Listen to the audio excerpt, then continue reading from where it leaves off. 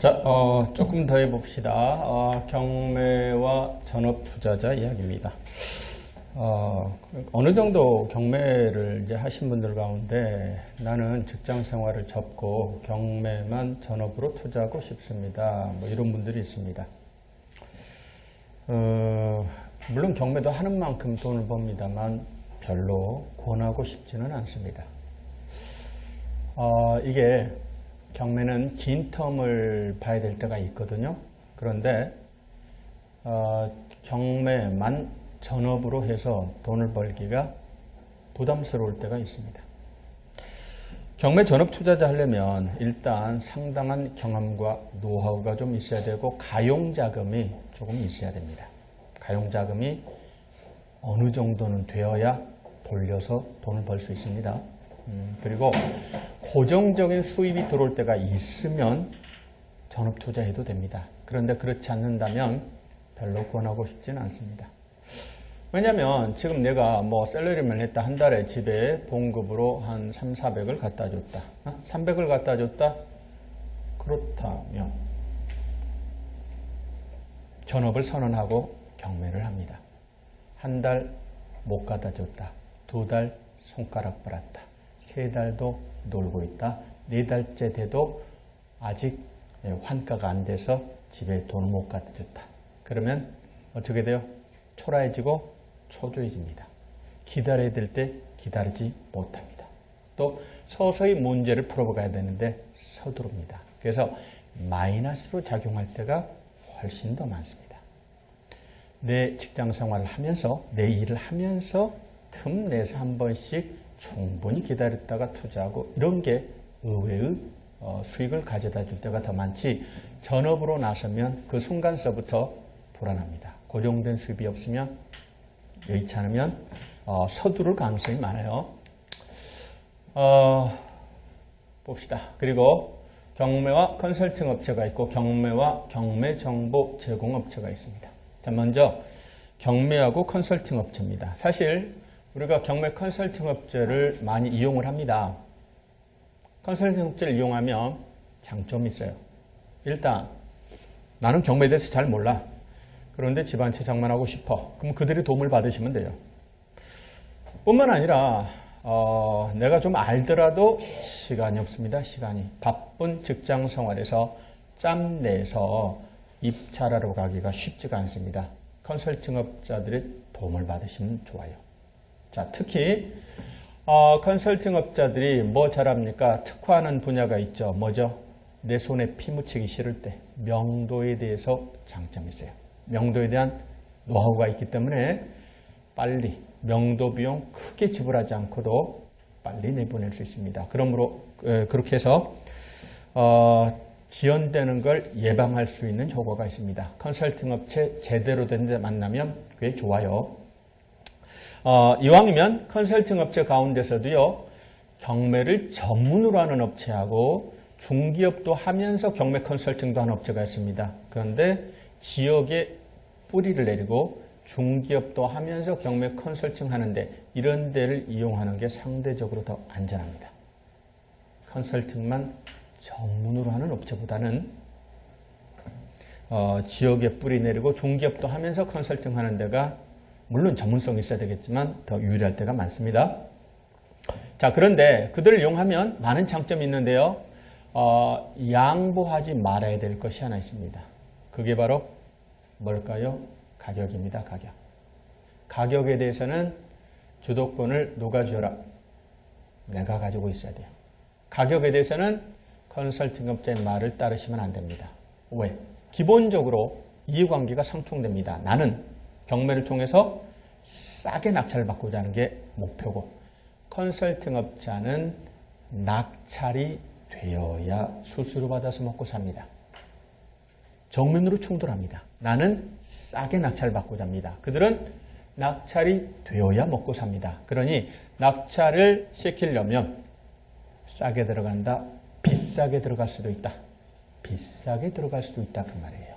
자, 그래서 가격에 대해서는 내가 조사해보니까 시세 조사해보니까 이 금액이 시세더라. 따라서 최소한의 수익을 남기려면 또 실소유 목적이라고 하더라도 이 정도 이상으로는 안 살 겁니다라는 걸 분명히 하셔야 돼요.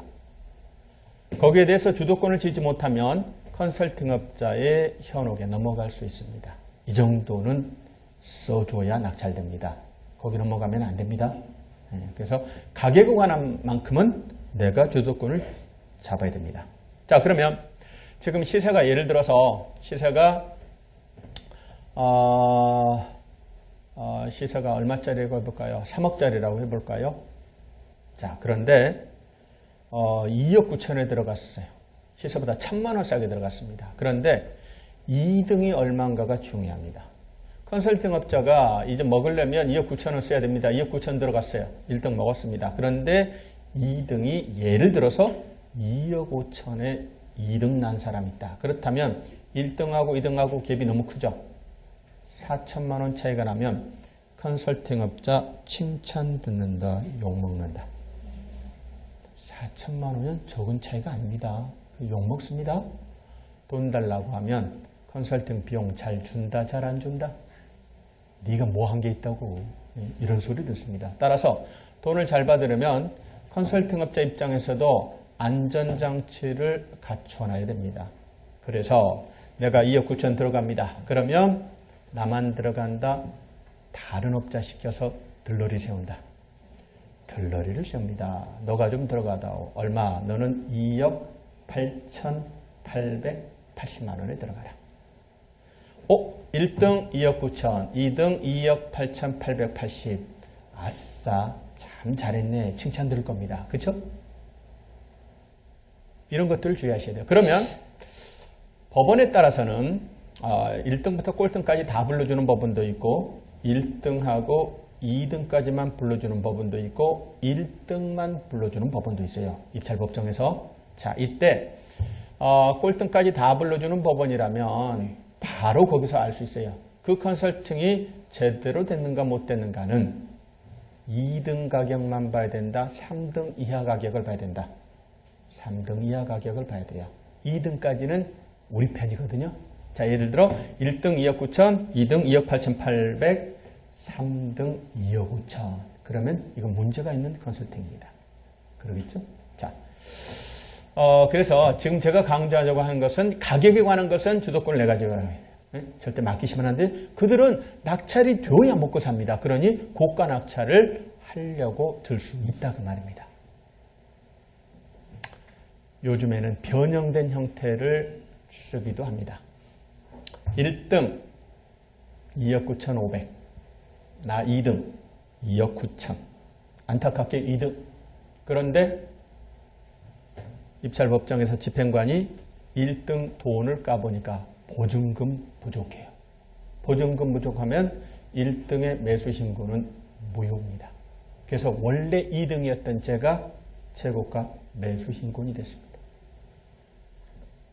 이런 재수 좋은 일이 있나? 과연 재수가 좋은 걸까요? 재수가 좋은 걸까요? 짤 수도 있을까요? 짤 수도 있겠죠. 이번엔 거꾸로 야 너가 나보다 비싸게 들어가 대신 보증금을 부족하게 집어넣어라. 이럴 수도 있어요. 그러면 모르고 나 진짜 이렇게 재수가 좋을 리가 나보다 비싸게 쓰는 사람인데 보증금이 부족해서 2등이었던 내가 최고가 매수 신고이 됐어. 이럴 수도 있다. 그런 일은 발생하기 쉽지 않아요. 그렇죠? 보증금을 부족하게 준비하시는 분은 거의 없다. 이렇게 보시면 돼요.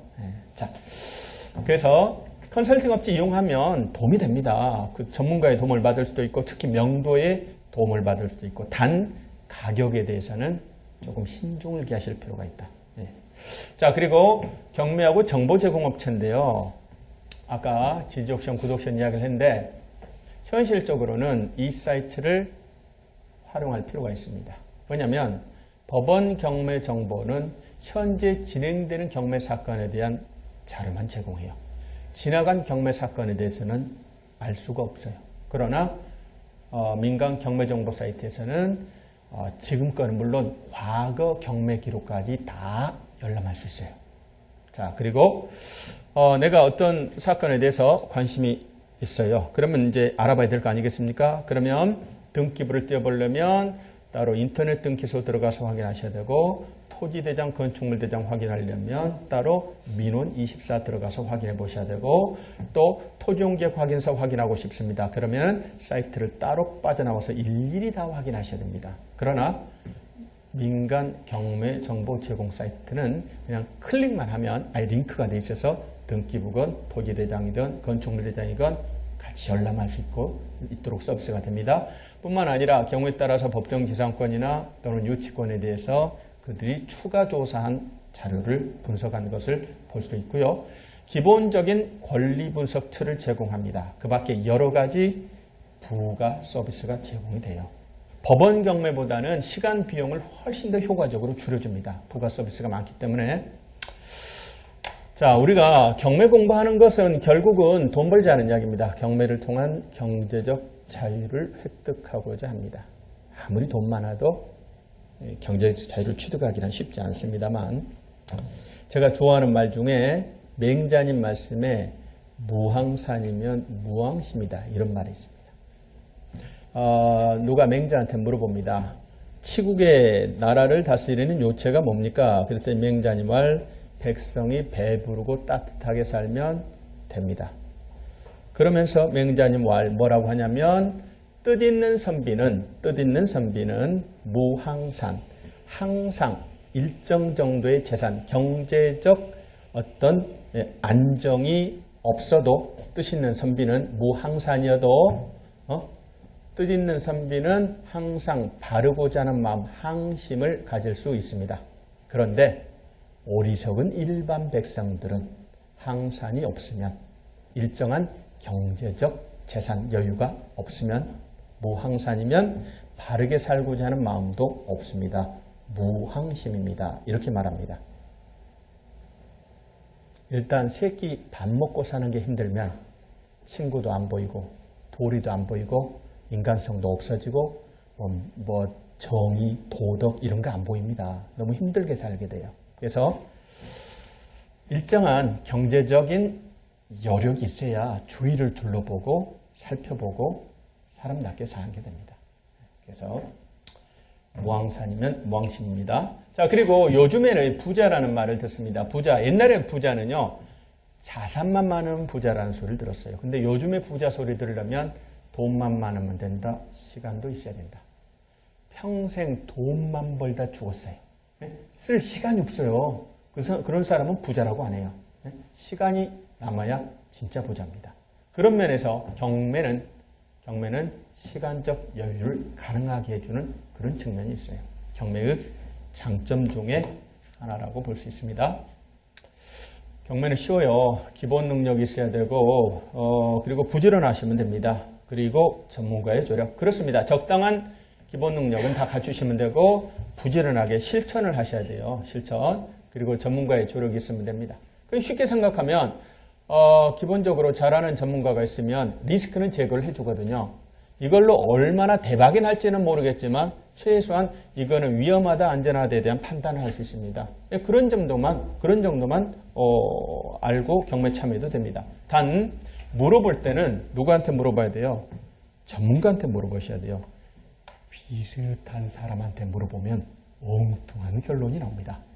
도찐 개찐인데 서로 물어보고 맞아 이게 답이야 그러지 마시고 잘하는 사람한테 물어보시면 그걸로 대박 내겠다 이런 정보는 아니겠지만 최소한 이거는 이런 위험이 있을 수 있다라는 정도만 아시면 됩니다. 그러시고요. 역시 제일 강조하고자 하는 것은 안전한 투자입니다. 손해보면 안 돼요. 하이 리스크 하이 리턴이라고 해서 자꾸 고수익 내려면 고위험이 따라야 된다라고 그러는데요. 우리가 무슨 투기꾼도 아니고 하이 리스크 하이 리턴 하이 리스크 하이 리턴 좋긴 한데 최소한 본전은 간다 생각으로 투자하셔야 돼요. 고수업 쳐서 잃어보시면 포카 쳐서 잃어보시면 그 속쓰림 이루 말할 수 없습니다. 이거는 안전에서부터 출발해야 돼요. 안전이 제일 중요합니다. 그래서 2번, 3번 안전. 어떤 사람은 2억 원을 예를 들어 투자해서 2천만 원의 수익을 얻었어요. 어떤 하나의 물건에 2억짜리 투자를 해서 2천만 원 수익을 냈습니다. 근데 어떤 사람은 1,000만 원짜리를요 20개 투자했고 2천만 원의 수익을 냈습니다. 똑같이 2천만 원 수익이 났긴 했는데 누가 더 안전해요? 포트폴리오 관점에서는 1,000만 원짜리 20개 투자한 게 더 안전해요. 그러다 보면 대박 나는 것도 있고 그 다음에 손해보는 것도 있고 들쭉날쭉해서 2천만 원은 벌 수 있어요. 그런데 2억을 한 방에 몰아서 투자했다. 근데 그거는 잘못 판단하면 2천만 원 벌 수도 있지만 손실을 입을 가능성도 큽니다. 안전이 무엇보다도 중요합니다. 안전하게 투자하셔야 돼요. 큰 수익을 내는 것도 중요해요. 사실은 싸게 사는 건 참 중요합니다. 싸면 다 해결됩니다. 싸게 사면 명도도 해결됩니다. 달라는 대로 줘도 돼요. 워낙 싸게 샀으니까. 네? 싸면은요 안 팔릴 것 같은 물건도 팔립니다. 네? 워낙 싸게 사면 농지 팔립니다. 싸게 내놓으면. 임야도요 싸게 내놓으면 팔릴 수 있다니까요. 자, 그런데 항상 그 싸게 사는 것도 중요합니다만 한편으로는 제가 보기에 경매의 끝은 판매입니다. 판매 늘 신경을 쓰셔야 됩니다. 지금 물건을 검색해서 권리 분석을 하고 현장 답사도 하고요. 그 다음에 입찰을 해서 낙찰을 받고요. 명도를 합니다. 그 다음에 마지막은 결국은 판매입니다. 판매. 우리가 경매하는 목적은 뭐예요? 결국은 돈 벌기 위한 거예요. 돈을 벌려면 결국 팔아야 됩니다. 그렇죠? 팔아야 돼요. 그래서 어떤 분들 보면 와, 저 사람은 경매로 올해 20개 낙찰 받았어. 13개 낙찰 받았어. 낙찰을 강조하는 사람은 제가 봐서 좋은 사람이 아닙니다. 낙찰이야. 돈만 내면 다 받습니다. 오히려 낙찰을 많이 받다는 이야기는 내가 제일 비싸게 써낸 어리석은 사람일 수도 있는 거예요. 낙찰을 자랑할 게 아니고 얼마나 팔았다는 걸 강조하는 사람이 진짜입니다. 네? 낙찰 13개 받았는데 하나도 못 팔고 있어요. 그럼 돈만 잠기는 거예요. 항상 물건을 볼 때는 이게 과연 팔릴 수 있겠는가? 어떻게 해결할 수 있는 건가? 이걸 염두에 두셔야 됩니다. 법정지상권 물건이 있다. 싸게 샀다. 이게 중요한 게 아니라 이걸 해결할 수 있을 것인가? 네? 팔 수 있을 것인가? 자, 판다면 어떻게 팔아야 되는가? 그냥 그대로 팔아야 되는가? 전세 내놓을 건가? 임대인가? 월세인가? 리모델링을 다시 할 건가? 개발을 해야 될 것인가? 또는 다른 사람의 집을 내가 사가지고 작업을 할 것인가? 이걸 경매로 넘길 것인가? 판매를 항상 염두에 두시고 분석을 하셔야 돼요.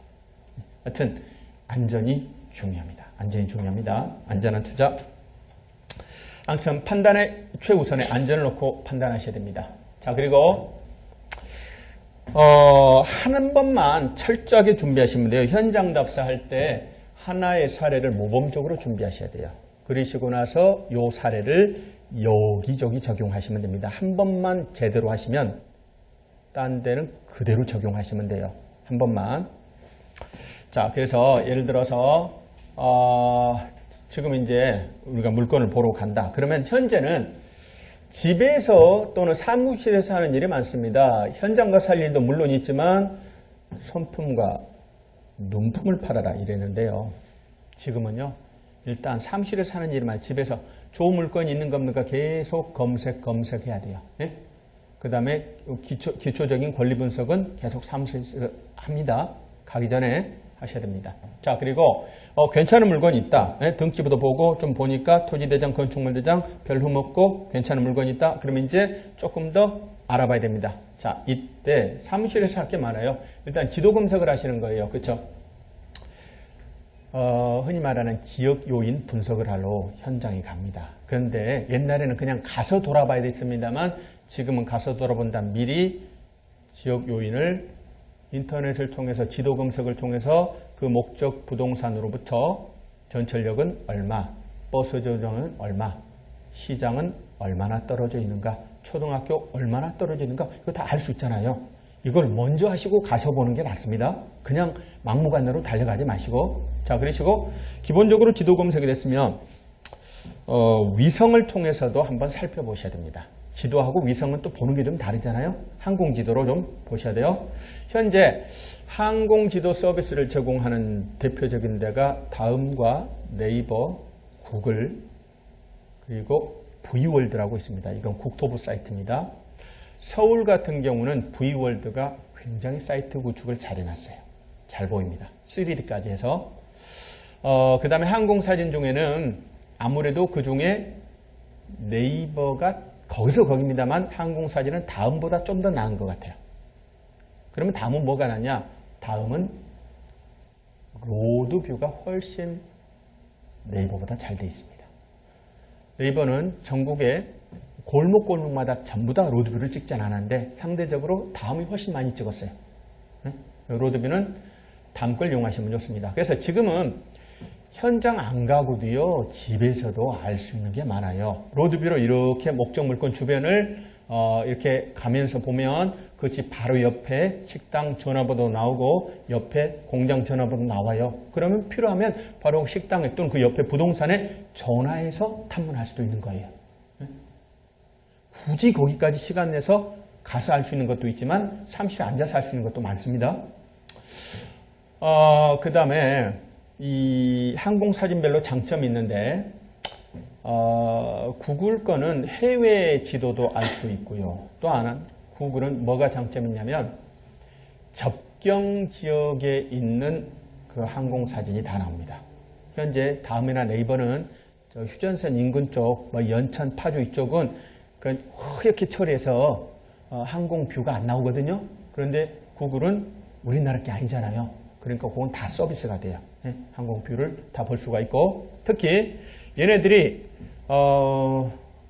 실제로 어디서 유용하냐면 법정지상권 성립 여부를 판단할 때 이 항공사진이 참 유용할 때가 있습니다. 민법 시간에 공부하겠지만 대표적으로 366조 법정지상권이 성립하려면 토지의 저당권 설정 당시 도지상의 건물이 있어야 됩니다. 그렇죠? 토지의 저당권이 설정될 당시에 토지상의 건물이 있어야 돼요. 그리고 토지와 건물이 동일인에게 속했다가 각각 달라지게 되면 법정지상권이 성립한다. 그런데 그 말을 뒤집어 보면 토지의 저당권 설정 당시에 건물이 없었어요. 나대지예요, 나대지. 예? 건물이 없고 나중에 건물이 늘어섰어요. 그렇다면 법정지상권 성립하지 않죠? 자, 그렇다면 토지 저당권 설정 당시에 건물이 있었는가 없었는가를 확인하렵니다. 그러면 건물 등기부, 건축물 대장, 무허가 건물 확인서, 화세 대장 이런 거 확인하셔야 돼요. 탐문을 하셔야 됩니다. 그거보다 더 간단하고 명확하게 할 수 있는 방법은 바로 항공사진입니다. 저당권이 설정될 당시에 항공사진에 보니까 건물이 없었다니까요. 있었는가 없었는가를 입증하기가 사실은 입찰 희망자 입장에서는 여러 가지를 고려하셔야 돼요. 쉽지 않아요. 근데 항공사진상으로는 단순해요. 저당권 설정 당시에 개운했어. 없었어. 그러면 건물이 있었다 없었다? 없었던 거예요. 그러면 법정지상권이 성립한다 안 한다? 안 하는 거예요. 안 하는 거예요. 네? 나름대로 다 효용가치가 다릅니다. 자, 그 다음에 로드뷰도 보시고 시세검색도 하셔야 됩니다. 그렇죠? 시세검색을 해서 시장 가격이 얼마인가 아시는 것처럼 뭐죠? 국토부 사이트에 들어가면 실거래가 검색이 됩니다. 그렇죠? 실거래가 아파트뿐만 아닙니다. 매매도 아파트뿐만 아니라 다세대나 단독 같은 것도 원래 실거래가 신고해야 되니까 검색을 해보시면 됩니다. 뿐만 아니라 요즘에는 뭐도 같이 서비스가 됩니까? 전월세도요 시세를 알 수 있어요.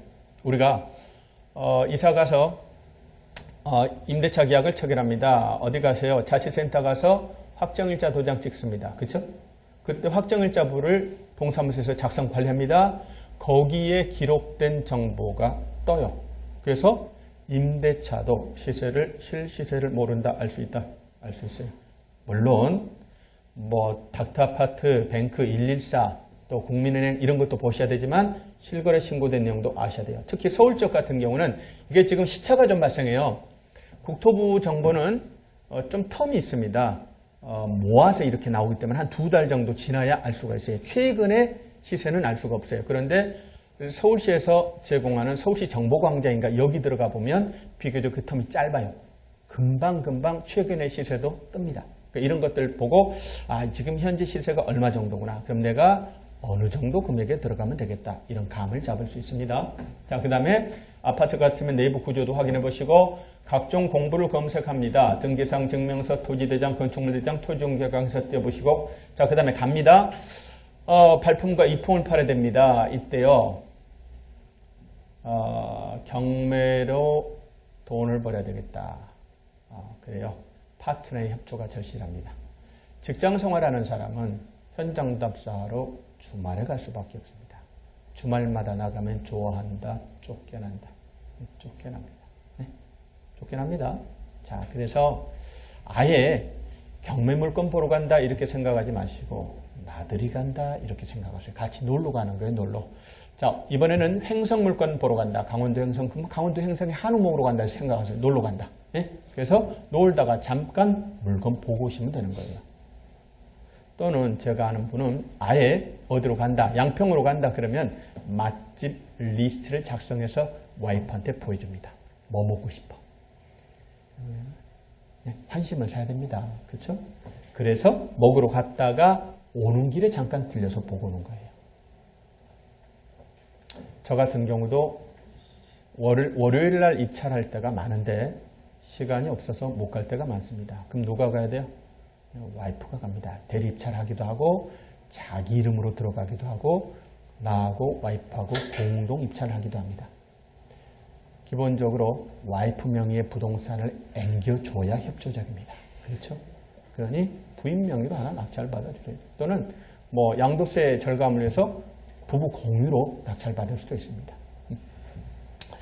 자, 그리고 가셔서 만나고 물어보셔야 됩니다. 근데 가서요 휙 보고만 하면 소용이 없어요. 물어봐야 된다니까요. 입을 열어서 물어봐야 됩니다. 근데 이게 훈련되지 않으면 또는 태생적으로 이게 좋지 않으면 좀 쉽지 않아요. 그럼 연습을 통해서 하셔야 됩니다. 우리가 어디 낯선 데 방문할 때 낯을 가립니다. 그렇죠? 그러면 자기만의 노하우로 그걸 해결하셔야 돼요. 저 같으면은요. 저 집을 꼭 들어가서 만나봐야 되겠다. 그러면 이제 심호흡을 몇 번 합니다. 그리고 예를 들어 하나, 둘, 셋까지 쉬고 나서 초인종을 누를 거야. 그런데 하나, 둘, 셋 하고 초인종을 못 누릅니다. 다시 10가지 세고 다시 누를 거야. 10가지 세도 못 누릅니다. 그래서 저는 어떻게 하냐면 하나, 둘, 셋까지 하면 초인종을 누를 거야. 그래 놓고 하나, 둘 할 때 그냥 눌러버리셔야 됩니다. 그냥 저지른다 생각하고 10가지 세고 초인종 누를 거야. 그럼 하나, 둘 할 때 그냥 눌러버리세요. 사람이 나오면 어떤 식으로든 해결이 됩니다. 환대를 받든 욕만 먹고 후퇴하든 물어보셔야 됩니다. 자, 그래서 집주인도, 임차인도, 경비실도, 관리사무소도, 부동산도, 이웃집도 요새는 경비실이 중요합니다. 그렇죠? 경비실이 택배 업무를 같이 요새 다 하기 때문에 아파트 같은 경우 웬만하면 잘합니다. 그렇죠? 경비실 갈 때 담배 한 보루 사고 가시고 여차저차 물어도 보면 좋은 정보를 구할 수도 있습니다. 또 경우에 따라서 그 사람 차가 뭡니까 물어보면 저 차가 뭐다? 어디 있느냐? 저기 저 차다. 그럼 차에 가서 보면 대개 차 앞에는 전화번호 붙여놓습니다. 전화번호를 통해서 이 사람 전화를 통해서 많은 정보를 구할 수도 있습니다. 자, 그 다음에 갈 때는 스마트폰 꼭 가지고 가셔야 됩니다. 요즘 폰 하나만 있으면 됩니다. 그걸로 사진도 찍고 영상도 그 다음에 녹음도 항상 녹음하는 걸 폰으로 녹음하는 걸 습관화 시켜 주셔야 됩니다. 나중에 이게 유용한 증거가 될 수 있습니다. 이왕에 녹음을 하려고 그러면은 스마트폰 그 모드를 통화 모드를 비행기 모드로 하고 통화하시면은 중간에 딴 데서 전화가 오더라도 녹음이 지워지지 않고 녹음이 계속됩니다. 비행기 모드로 하시고 통화하시는 게 안전합니다. 자, 그러시고 위치 확인도요, 이 폰 하나만 있으면 다 됩니다. 나침판 역할도 하고, 특히 제가 이 스마트 국토 정보라고 있어요. 그 안드로이드는 플레이스토어에서 스마트 국토 정보라고 치시면 국토부에서 제공하는 앱이 하나 있습니다. 그 앱이 굉장히 유용합니다. 위치 확인하는 게 민간 저기보다 뭐죠? 지도 서비스보다 훨씬 더 잘 되고요. 특히 지번을 다 알 수 있어서 참 좋아요. 지금 스마트폰상으로는 지번까지 잘 안 뜨거든요. 그런데 이거는 지번도 뜹니다. 예를 들어서 거기 가서 방문해서 이야기를 합니다. 이야기하는데 자기가 내가 이거 다 해결할 사람이다. 내가 가난한 사람이다. 나 부자다. 저것도 내 땅이고 이것도 내 땅이고 요 옆에 것도 다 내 땅이다라고 말합니다. 그럼 이 사람의 말이 진짠가 아닌가를 한번 확인해 보고 싶어요.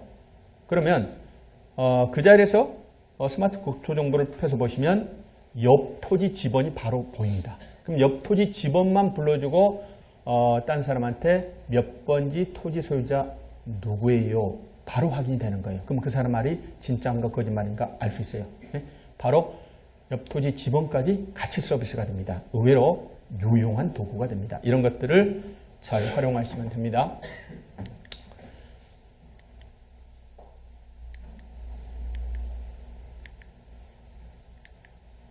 자, 그러면 경매하려면 돈이 얼마나 있어야 되는가? 얼마나 있어야 돼요? 자기 가진 돈만큼 출발합니다. 그런데 내가 돈이 한 10억 있어도 20억 있어도 50억 있어도 출발은 소액으로 하시는 게 좋습니다. 자기 돈의 규모에 비례해서 투자를 하게 됩니다만 내가 안전한 물건을 투자합니다. 예를 들어 아파트 같은 거 그런 것들은 뭐 2억 3억으로 처음 투자를 시작하기도 합니다. 이건 뭐 권리 분석도 뻔하고 시세 뻔하고 안전한 아파트 같은 거는 황금성 뛰어난 것들은 뭐 경우에 따라서 2억 3억으로 출발하기도 합니다만 내가 경매를 투자 목적으로 한번 해봐야 되겠다. 경매 처음 입문을 해야 되겠다. 이렇게 마음을 먹으시면 소액 가지고 출발하시면 됩니다. 소액으로 하셔요. 아니 내가 경매 잘 알지도 못하는데 어떻게 고액을 투자합니까? 적은 금액으로 출발하셔야 됩니다. 1,000만 원 미만으로 시작하시면 됩니다. 아니 1,000만 원 미만짜리 물건이 어디 있느냐 그러는데요. 1,000만 원 미만짜리 집에 가서 한번 검색을 해보세요. 지금 제가 얼마 전에 검색했는데 한 2,300개 돼요. 1,000만 원 미만짜리도 최저가 1,000만 원 미만짜리 드글드글합니다. 네? 없어져도 된다. 이런 식으로 소액으로 일단 출발하셔야 됩니다.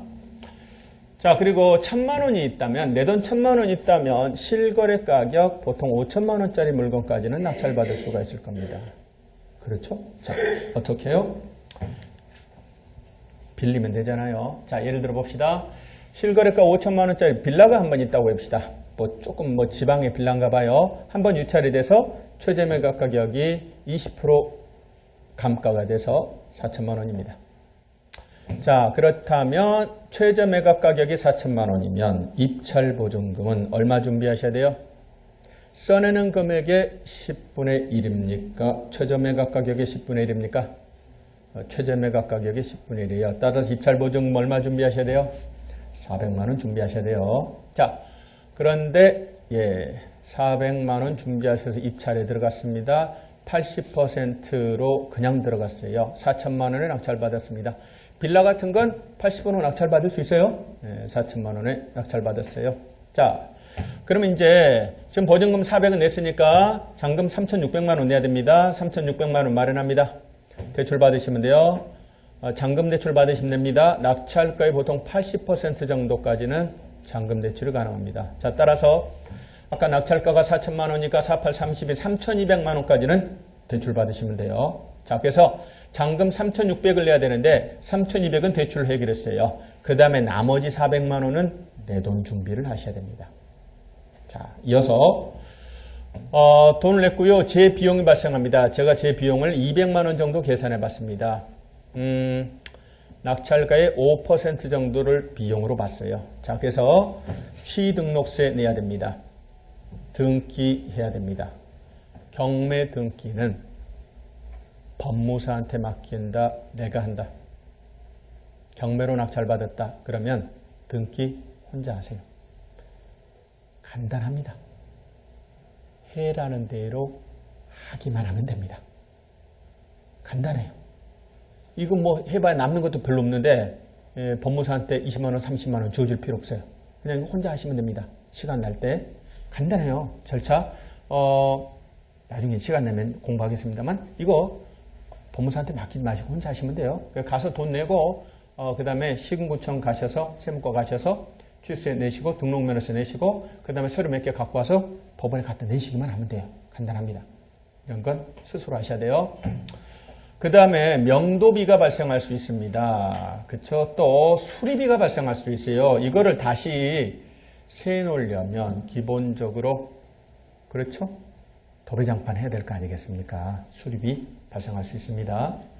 그러시고 임차인 확보하기 전까지 이자가 나갈 수 있습니다. 이거를 재비용 200만 원이라고 제가 봤습니다. 그렇다면 지금 내 돈이 얼마 들어갔냐면 처음에 400만 원 준비하시고 잔금 400만 원 준비하셨고 재비용 200, 일단 내 돈 1000만 원 들어갔어요. 1000만 원.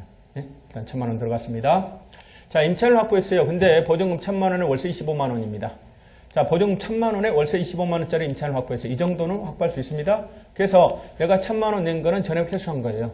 아까 1000만 원, 처음에 보증금 400, 그 다음에 잔금 낼 때 400, 그 다음에 재비용 200, 1000만 원 준비했잖아요. 이거 보증금으로 다 회수할 수 있다 그 말입니다. 전액을 회수했어요. 그 다음에 월세 25만 원이다. 그렇다면 월세 25만 원 받다. 근데 3,200에 대한 이자가 발생하겠죠. 이자를 제가 계산을 편하게 하려고 요새 이자가 많이 싸졌어요. 제가 얼마 전에 낙찰받은 건 농지를 낙찰받았는데 3.4%로 대출받았어요. 3%대도 있습니다. 자, 편의상 5.6%로 했어요. 계산하기 편하게. 그래서 이자를 15만 원 냈다. 그래서 10만 원의 수익을 거둘 수 있다. 그렇죠? 그리고 만약에 2년 후 5천만 원을 팔았어요. 왜 2년 후 팔아야 돼요? 양도세 때문에. 네? 2년 후 팔면 1년 이내 팔면 뭐 양도세 50% 내야 되잖아요. 이것저것 떨면 남는 게 없다니까요. 2년 후 팔면 뭐 6에서 30 몇 프로인가? 근데 거기서 기본공제 250만 원 하고 어쩌고 그러면 거의 양도세 안 해도 됩니다. 자, 그래서 2년 후에 팔았다. 얼마에 팔았나? 그냥 시세대로만 팔았다고 해봅시다. 5천만 원을 팔았다. 그럼 1000만 원 이익이다. 그 다음에 이자 수익 10만 원 곱하기 24개월 2년간 해서 240만 원. 따라서 이것대로 한다면 내 돈 한 푼도 안 들이고 1240만 원 번 겁니다. 그쵸? 이런 걸 흔히 내 돈 안 들이고 투자한다. 그래서 무피 투자다. 뭐 이렇게들 말합니다. 그런데 이거는 잘 되었을 때입니다. 경매는 다른 투자도 마찬가지입니다만 잘 안 될 때도 항상 염두에 두셔야 됩니다. 그렇죠? 자, 리스크도 관리하셔야 돼요. 자, 그래서 어떻게 제목이 뭐예요? 뜻대로 되지 않을 수도 있답니다. 네. 내 뜻대로 안 될 수도 있다고요. 내 뜻대로 안 될 수도 있습니다. 명도가 생각대로 안 될 수도 있습니다. 그렇죠? 현장 답사를 통해서 점유자가 누군가 확인을 했어야 돼요. 그런데 게을러가지고 점유자 확인을 안 했습니다. 띵동, 나중에 돈 내고 가서 보니까 깍두기 머리가 나옵니다. 문신은 착하게 살자가 나옵니다. 알고 봤더니 아저씨들의 합숙소로 쓰이고 있습니다. 내보내기 힘듭니다. 소녀가장, 소녀가장이 살고 있습니다. 나이 드신 노인네들이 살고 있습니다. 장애인이 살고 있습니다. 쉽지 않습니다. 명도. 재밌자고 돈 벌자고 한 건데 스트레스 엄청 받습니다. 그리고 수리 계산이 틀릴 수도 있어요. 임차인을 제때 구하지 못할 수도 있습니다. 그렇죠? 또 월세가 없어요. 전세로 내놓을 수밖에 없는 상황이 발생할 수도 있습니다. 자, 그리고 공실이 발생할 수도 있어요. 나갔는데 안 들어옵니다. 그래서 어떤 분들은요, 월세가 12개월짜리 월세가 있으면 아예 수익 분석을 할 때부터 공실이 발생한 가능성을 염두에 두고 10개월만 실제 자기 소득으로 잡는 분이 있어요. 어떤 분은 8개월만 자기 수입으로 잡는 분도 있습니다. 공실이 발생한다거나 또는 좀 수리비가 과다하게 발생할 수도 있습니다. 제대로 현장 답사를 안 한 결과입니다. 문 열고 들어가 봤더니 완전 집이 엉망입니다. 또는 사는 과정에서 보일러 고장났습니다. 뭐 보일러 터졌다, 뭐 샤시가 어긋났다 등등으로 수리비가 발생할 수도 있고, 관리비 아파트 같으면 인수부담이 발생할 수도 있고, 또 건마다 중개수술 부담 발생할 수도 있습니다. 이런 것들은 이제 나중에 전문으로 해야 되겠다 싶으면 중개수수료는 물론 처음 구할 때는 중개수수료를 부담해야 됩니다만 갱신할 때는 알아서 그냥 쓰시면 돼요. 그것도 아까운데 그냥 똑같이 쓰시고 기간과 금액만 손보면 되는 겁니다. 이런 것도 돈 주실 필요 없고, 또 지방물건에 대해서는요, 사실 관리에 대한 부담이 있습니다. 내가 서울에 사는데 강원도 횡성에 있는 물건을 낙찰받았다. 근데 전화 옵니다. 뭐 보일러 터졌다, 뭐라고 블라블라 전화 옵니다.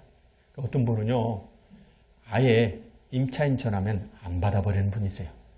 전화해서 좋은 일이 있다, 열의 9은 나쁜 일이다, 열의 9은 나쁜 일입니다, 아예 안 받아버립니다. 이런 분도 있어요. 예? 자, 근데 전화가 와서 뭐라고 그럽니다. 해결하러 갑니다.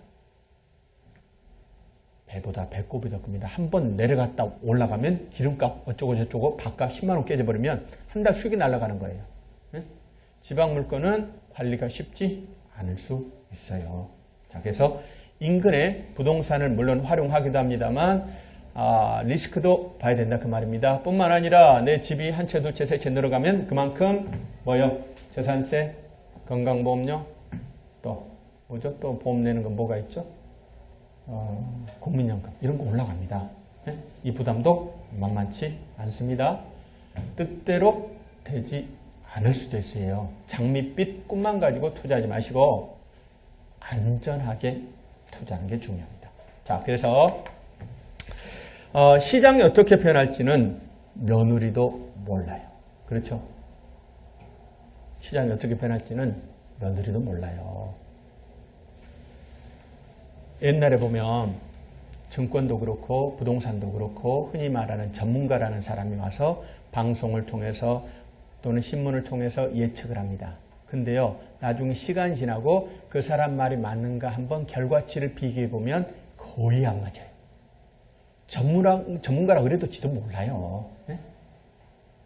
근데 이 땅을 사면 앞으로 개발 계획이 이렇게 되고 이렇게 되니까 괜찮을 거야. 근데 꼭 그렇게 되지 않을 수도 있어요. 시장에 대한 전망은 섣부릅니다. 어떻게 변할지 몰라요. 며느리도 몰라요. 그래서 오를 거야 하고 기대해서 투자하는 건 좋지만 그거는 플러스 알파로 생각하셔야 돼요. 그 자체로 수익을 내는 물건이어야 됩니다. 자, 무슨 이야기냐면 지금 1억을 투자를 했습니다. 1억짜리 물건입니다. 9,500에 낙찰을 받았습니다. 그런데 아싸 1억 4,500에 팔았습니다. 시장이 많이 좋아졌어요. 5천만 원의 이익을 얻었습니다. 자, 그런데 1억짜리를 9,500에 샀다니까요. 그런데 시장이 제2의 IMF가 왔어요. 네? 부동산 경기가 확 죽어버렸어요. 그래서 얼마에 팔았다? 9천에 팔았어요. 이러면 500만 원 손해봅니다. 손해봐요. 손해볼 수도 있대요. 자, 그런데 1억짜리를 경매를 통해서 8,500에 낙찰을 받았다면 설사 9천만 원까지 떨어졌어도 그래도 500만 원 이익을 볼 수 있다. 경매의 장점은 바로 이겁니다. 그리고 만에 하나 시장이 좋아져서 마이너스 난 게 아니고 올랐다면 더더욱 플러스 알파의 수익을 거둘 수 있어야 된다. 그래서 시장에 막연한 시장의 전망치에 기대해서 투자하지 마시고 그 자체로서 수익을 낼 수 있는 물건에 투자하셔야 된다. 그게 경매 투자의 장점입니다. 생각보다 어려울 수도 있어요. 뜻대로 되지 않을 수도 있습니다. 자, 그래서 얼마 전에 신문 기사를 제가 캡처를 했는데 그래요. 생활고를 비난해서 세가족 사건 신문에 한번 나온 적 있죠. 무려 집이 15채나 있어요. 그 양반이. 보니까 인천과 서울에 빌라 11채가 있고 아파트가 4채가 있어요. 모두 15채를 가지고 있어요. 그런데 세 가족이 자살을 했습니다. 뭐 때문에? 레버리지를 잘못 활용한 경우입니다. 자기가 감당할 수 있어야 됩니다. 이 양반이 보니까 뭐 큰 수익이 없는 것 같아요. 자기가 평균 봉급이 한 200만 원 정도를 버는데 15채 장만합니다. 그러니까 금융비용 부담이 너무 커진 거예요. 금리가요, 낮아지면은요, 은행에서 두말 없이 대출 연장을 해줘요. 그런데 금리가 올라가면 바로 연장해준다. 일부 갚아라고 한다. 갚아라고요. 근데 꽉 차가지고 더 이상 갚을 데가 없으면 마이너스 통장을 냅니다. 거기서부터 이제 유동성에 문제가 생기기 시작합니다. 그래서 빚내서 겪는 투자인데 잘못하면 손해볼 수 있고 그 부담이 커질 수 있습니다. 그래서 거듭 말씀드립니다만 안전한 투자가 중요합니다. 안전한 투자. 그래서 제가 지금 첫 번째, 두 번째 시간을 통해서 일단 경매는 제비처럼 가볍게 가자. 너무 무겁게 가지 마세요. 다 공부하고 나서 경매에 들어갈 거야. 그러지 마시고 지금 여러분께서 중개사 공부했다면 자연스럽게 연착륙할 수 있는 정도의 실력이 있는 겁니다. 가볍게 가시고 그 다음에 돈 버는 것도 중요하지만 항상 밝은 면도 있지만 어두운 면도 있다. 10% 정도 수익을 목표로 하고 실제로 그 정도는 쉽게 올릴 수 있어요. 단 안전이 제일 중요하다. 안전한 범위 안에서 투자를 하셔야 됩니다. 자, 그러면 이제 세 번째 시간에는 이제 책을 가지고서 구체적으로 이제 할 겁니다. 그런데 지금 여기 담고 있는 내용이 꽤 많아요. 그래서 내용이 꽤 많은데 이거를 완벽하게 다는 못해요. 그 중에 제가 제일 자주 발생하고 중요하고 이런 부분을 중심으로 할 겁니다. 10년에 한 번, 100년에 한 번 발생활동 말동 이런 사건 또는 경매하고 직접적 관련이 없는 것들은 안 할 거예요. 꼭 필요하고 실전에 자주 발생하는 사례 이런 것들을 중심으로 공부를 하게 될 겁니다. 자, 그러면 세 번째 시간은 책 가지고 하겠습니다. 조금만 쉬었다가 하겠습니다.